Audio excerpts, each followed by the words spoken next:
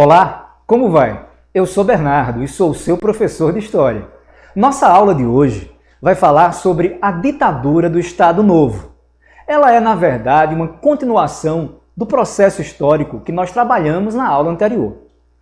Espero que você esteja lembrado que durante a fase do governo constitucional, Vargas havia prometido democracia ao Brasil. Entretanto, no fundo, não estava nos planos dele sair do poder. Porque, segundo a Constituição de 1934, deveria existir eleições em 1938. E ele, o próprio Vargas, não poderia participar. Mas vem cá, você acha que ele estava pensando em deixar o poder assim, de mão beijada? Claro que não. Por isso que ele começou a articular uma forma de se manter no poder. E é sobre essa forma que eu quero falar para vocês agora. Vamos ver o nosso próximo slide. Nesse próximo slide, com certeza, você vai ter acesso a informações sobre como Vargas pretendia se manter no poder. Observe aqui. Observe que eu coloco lá em cima a frase estabelecendo a ditadura. E em seguida eu vou citando tópicos importantes para que essa ditadura fosse estabelecida e o modo como ela se estabeleceu. O Plano Cohen, criação do Departamento de Imprensa e Propaganda, conhecido como DIP. Utilização do Departamento de Ordem Política e Social, conhecido como DOPS. Perseguição política, prisões e torturas. Vamos tentar entender um pouco cada um desses temas. Primeiro, Vargas tinha que interromper o sistema democrático. Tudo estava planejado para uma eleição em 1938. Entretanto, Vargas precisava criar um fato. E esse fato precisava se concretizar de tal maneira a romper com o sistema democrático. Que fato foi esse? Ele apelou para um dos medos mais antigos da população brasileira. E não é o medo do bicho-papão. Com certeza não. É o medo do comunismo.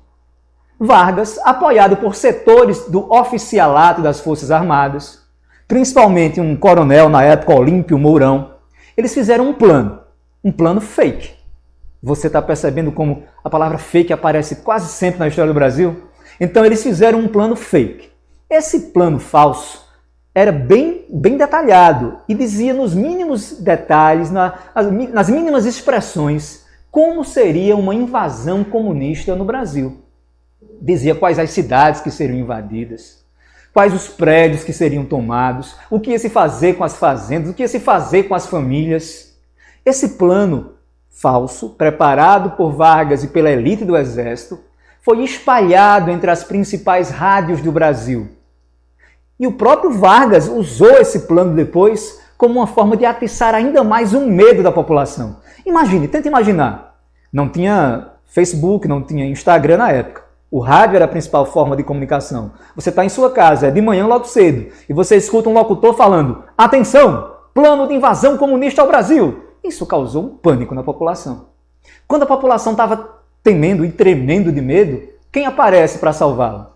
Vargas, em cadeia nacional de rádio, aparece dizendo que assumiria essa difícil tarefa, essa difícil missão de livrar o Brasil do comunismo. Só que para poder fazer isso, ele pediu poderes totais. Voltando um pouco ao que tinha acontecido na época do governo provisório. Então, aproveitando-se desse pânico dos comunistas, Vargas toma o poder mais uma vez. Repete-se, tudo é repetido. Fecha congresso, fecha assembleias, demite funcionários, tira governadores do cargo, decreta a ditadura, que ele chamou de ditadura do Estado Novo. Eu preciso que vocês deem uma olhada, que vocês tentem lembrar um pouco sobre os principais tópicos que eu havia falado no slide anterior. Por exemplo, eu falei da criação de um departamento de imprensa e propaganda. Qual a função desse departamento de imprensa e propaganda? Era uma função dupla. Vê, com o DIP, Vargas conseguiu, primeiro, controlar as opiniões contrárias, censurar opiniões diversas. Através do DIP, funcionários do DIP ficavam nas redações dos jornais, nos teatros, nas rádios, censurando qualquer opinião contrária àquelas que eram as opiniões de Getúlio Vargas. Só que, por outro lado, não esqueça, Departamento de Imprensa e Propaganda. Foi Vargas quem iniciou com a propaganda do próprio governo, ou seja, a autopropaganda. Ele espalhava pelas estradas outdoors, cartazes, criando a imagem de um governante perfeito. Vargas, naquela época, passou a ser visto como o pai dos pobres, como o bom governante, aquele que beijava criancinhas, que dava esmolas para quem precisava, como mais ou menos como está no slide aí que você está vendo, essa imagem de Vargas fazendo carinho numa criancinha com um sorriso meigo. Por trás desse sorriso meigo existia uma forte repressão e um autoritarismo contra os seus adversários políticos. E não dá para esquecer, nesse contexto, a utilização do DOPS. DOPS é uma sigla, que significa Delegacia de Ordem Política e Social. É verdade que não foi Vargas quem criou. O DOPS tinha sido criado alguns anos antes, mas ele foi potencializado durante o governo Vargas. Você percebeu alguma coisa estranha no DOPS? Delegacia. Nós estamos acostumados a ver delegacias de quê? De tóxicos, de homicídios. Mas essa era uma delegacia para crimes políticos. Eu vou repetir, não eram crimes cometidos por políticos. Porque crimes cometidos por políticos se enquadram no Código Penal normal. Roubo, peculato. Era uma delegacia para punir pessoas que pensavam politicamente diferente de Vargas. É isso aí, minha gente. Uma delegacia para investigar, prender pessoas que eram politicamente de oposição. Por isso que o governo da ditadura do Estado Novo foi marcado por perseguições, por prisões de muitas pessoas. Eu quero que você agora dê uma olhada no nosso próximo slide. Esse nosso próximo slide, ele traz um pouco uma outra versão, um outro lado do governo Vargas. Se falamos da repressão política, não podemos deixar de falar sobre o aspecto econômico. Por isso que eu trouxe aqui alguns tópicos que eu quero que vocês acompanhem. A economia durante o Estado Novo. Primeiro tópico, nacional desenvolvimentismo. Segundo tópico, criação da Companhia Vale do Rio Doce. Terceiro tópico, criação da Companhia Siderúrgica Nacional, que ficou conhecida com a sigla CSN. Quarto tópico, Companhia Hidrelétrica do Vale do São Francisco, a famosa CHESF. Criação do Instituto do Açúcar e do Álcool. Vamos abordar um pouco esses tópicos. Observe, se Vargas era um ditador, isso é fato. Mas também é fato que nós podemos agregar a ele outra palavra, outro conceito. Que você, se estiver fazendo uma avaliação externa, uma prova do Enem, na hora de saber se a frase é verdadeira ou falsa, você tem que se ligar se os tópicos que eles tentam aderir à frase são verdadeiros ou não. Sugerir que Vargas, por exemplo, era um liberal em economia, está errado. Mas dizer que ele era um nacionalista, está certo. Vargas era um nacionalista. E a visão dele de economia ficou conhecida como nacional desenvolvimentismo. O que é que significa isso? Ser um nacional desenvolvimentista é acreditar que o Estado tem um papel fundamental no desenvolvimento econômico. Por isso que, para Vargas, as empresas estatais eram importantíssimas para gerar a riqueza e o desenvolvimento da nação. Ele acreditava que a economia brasileira não tinha ainda empresários, se você quiser usar o termo burguesia, pode usar, empresários com riqueza e interesse suficiente para investir na nação. Por isso ele criou várias empresas estatais, que usando o dinheiro público pretendiam acelerar o nosso desenvolvimento econômico.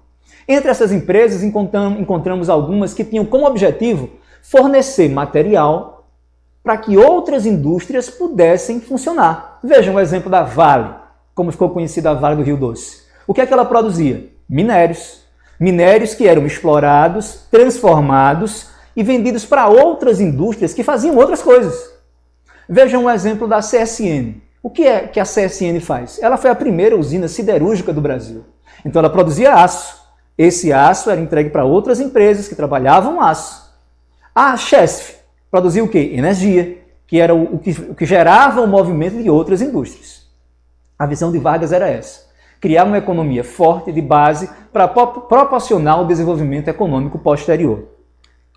Com relação a outros aspectos, eu gostaria que vocês prestassem atenção sobre a participação brasileira na Segunda Guerra Mundial. Durante a Segunda Guerra Mundial, porque esse foi um período muito importante do processo histórico brasileiro, durante esse período, o Brasil viveu um conflito que era mundial. O mundo vivia a Segunda Guerra. No início, Vargas pretendeu ficar neutro, ficar distante desse envolvimento. A neutralidade era um plano dele. Eu só me interesso por assuntos nacionais. Entretanto, isso não podia acontecer. A proximidade geopolítica do Brasil com os Estados Unidos, por exemplo, incomodaram muito os americanos. Dê uma olhadinha nos textos do slide que vamos ajudar aqui. Participação brasileira na Segunda Guerra Mundial. A simpatia pelo nazifascismo. A influência norte-americana e a adesão aos aliados. A atuação das Forças Expedicionárias Brasileiras, a FEB, e da Força Aérea Brasileira, a FAB. E houve também uma crise política pós a Segunda Guerra Mundial. Observe, antes da Segunda Guerra Mundial, qualquer historiador que observasse diria que Vargas era um simpatizante do fascismo e do nazismo. Por quê? Porque ele era um ditador. Ele era uma pessoa autoritária. E ele declarou para pessoas próximas dele a admiração que tinha por líderes como Mussolini e como Hitler. E tinha dentro do governo dele pessoas que eram declaradamente nazifascistas. Entretanto, os americanos não podiam permitir que um país tão grande e tão importante como o Brasil aderisse ao nazismo logo na América Latina, bem embaixo do seu território. Por isso que os americanos entraram pesado numa discussão com Vargas, num debate, num diálogo político e econômico, e conseguiram convencer Vargas a colocar o Brasil do lado dos Estados Unidos, colocar o Brasil no barco dos aliados na Segunda Guerra Mundial. E aí nós chegamos num momento muito interessante da história do Brasil, que é a participação brasileira na Segunda Guerra Mundial. Muitos professores gostam de zombar da participação brasileira na Segunda Guerra Mundial, dizendo que o brasileiro não é bom de guerra, como é que o Brasil ia lutar? Vamos lutar com o quê? Não é? Não é bem assim. A participação brasileira foi significativa. Mais de 20 mil soldados foram enviados para lutar na Segunda Guerra Mundial. Centenas de aeronaves foram enviadas. E eles foram importantes, sim. É bom não levar aquilo que é sério para o lado cômico. O Brasil participou ativamente da Segunda Guerra Mundial e foi importante em algumas e decisivas batalhas. Vou mostrar aqui um slide para vocês que mostra um símbolo. Na verdade, esse slide ele mostra alguns símbolos, né? São símbolos que não eram símbolos oficiais, porque todo mundo sabe aqui que as Forças Armadas têm seus símbolos oficiais. Mas foram símbolos que foram utilizados de maneira informal pelo Exército Brasileiro, representado pela FEB, e pela Força Aérea Brasileira, representada pela FAB. Como vocês podem ver, o primeiro símbolo é uma cobra com cachimbo. E foi retirado de um bordado que estava na camisa de um soldado brasileiro. E esse símbolo tinha uma expressão que era "a cobra vai fumar". Você já parou a pensar nessa expressão? Porque antes do Brasil ir para a guerra, as pessoas zombando diziam: "Não, você acha que o Brasil vai para a guerra? O Brasil não tem força, não tem coragem de ir para a guerra, não. Só vai para a guerra no dia que a cobra fumar".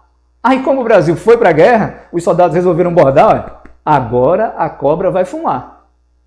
O outro símbolo é o símbolo da... Não é o símbolo das Forças Aéreas Brasileiras, que é um símbolo bonitinho lá, com as asas da águia e a espada. Mas é um símbolo que foi adotado pelos soldados brasileiros na Segunda Guerra Mundial.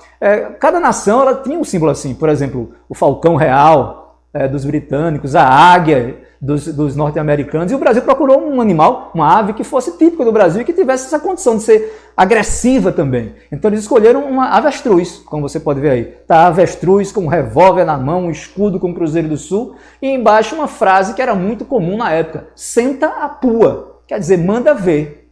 Então, vamos agora reelaborar nossa significação sobre a Segunda Guerra Mundial, sobre a participação brasileira na Segunda Guerra Mundial. O Brasil participou, e você quer minha opinião? Participou do lado certo, porque nós lutamos contra o fascismo, lutamos contra o nazismo. E é essa lição que eu quero que fique para você dessa nossa aula. Espero que ela tenha sido proveitosa para você e que você não perca o foco para que nós possamos ir para os nossos próximos conteúdos.